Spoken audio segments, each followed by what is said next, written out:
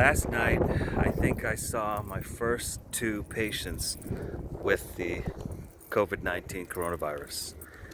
I'm going to go ahead and share a couple of things that I noticed about the patients without giving away any identifying information. One patient was a male, the other one was a female. They were both in their mid-30s. The female patient had shortness of breath, fever, and cough, or fever, cough, shortness of breath. Her fever temperature was about 101. Cough was kind of a coarse cough. It wasn't a, that's a clear cough. You can tell there's no mucus coming up. And it wasn't a productive cough. A productive cough would be one where you cough and you can hear the phlegm coming up into the back of the throat and then you have to spit out the phlegm. That's a productive cough. It was somewhere in between a dry cough and a productive cough. It was very different than what I have seen in the last several years. And this cough, I wish I could, had kind of a subtle rattling quality to it.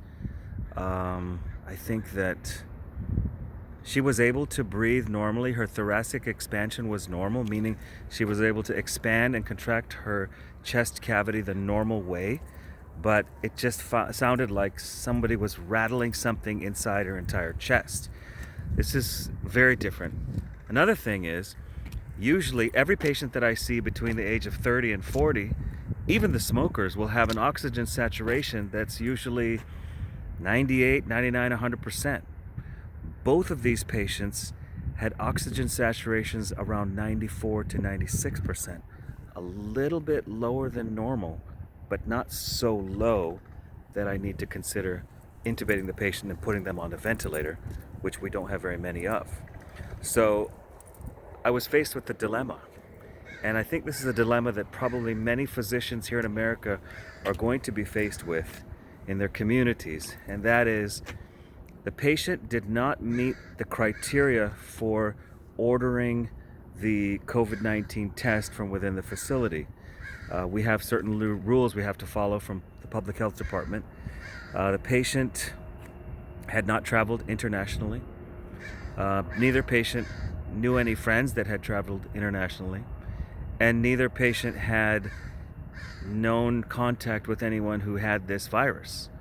So for all practical purposes, they caught it somehow from amongst their community.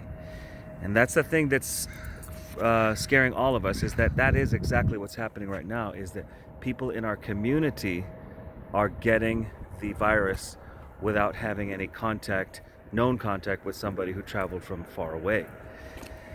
The oxygen saturation of this patient being 94 to 96% is definitely lower than normal based on my 20 plus years of seeing this kind of thing. So I knew that this was something different. Then, listening to the lungs, that rattling in the lungs was abnormal. I went ahead and I ordered a chest x-ray and I ordered a complete blood count to determine if maybe this was a pneumonia or maybe this was some other type of infection. The complete blood count came back showing a normal white blood cell count, normal hemoglobin, normal hematocrit, and normal platelets, essentially a normal CBC. I guess I'll have to explain that one later. I may have to do some videos where we go through the series of the most common blood tests that people get. The chest x-ray was also pretty normal. It didn't show what I was hearing, that rattling that I was hearing inside the chest, I didn't actually see on the chest x-ray. Normally, for example, if I see somebody with a right lower lobe pneumonia, that's one of the most common pneumonias we have, or we notice and we see, I will actually see something in the right lower section of the chest on the chest x-ray, but I didn't see anything on the chest x-ray of this patient anywhere, except maybe some subtle increase in the prominence of the central bronchi, like you would see maybe in a bronchitis. However, that rattling sensation was so loud as I was listening with my stethoscope that I couldn't help but be impressed that there was a problem going on. Not being able to order the COVID-19 test, but seeing a person with a slightly low oxygen saturation, rattling in the chest with difficulty breathing, but not so difficult that she or he felt that they couldn't go home safely. I went ahead and prescribed the medication that was just approved by the FDA, chloroquine. That medication is normally used for malaria, and just like the CDC people were talking about in the news today, I don't know if it's going to work.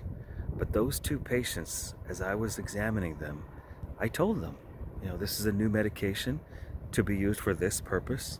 We've never actually used it for this purpose before, but I'd like to give it to you. Would you be interested in trying it? Both of them gave me a very strong yes. They said, sure, Dr. Moses, I'll try the medication. And so I went ahead and wrote the prescription for the medication, gave it to them, and we're just going to have to wait and see what happens. That's my frontline experience from yesterday. I hope that people are going to be coming in to be seen when they have legitimate problems.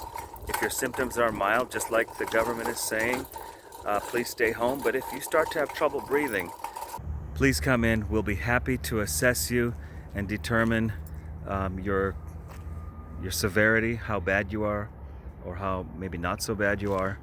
And we'll do our best to take care of you when you come in.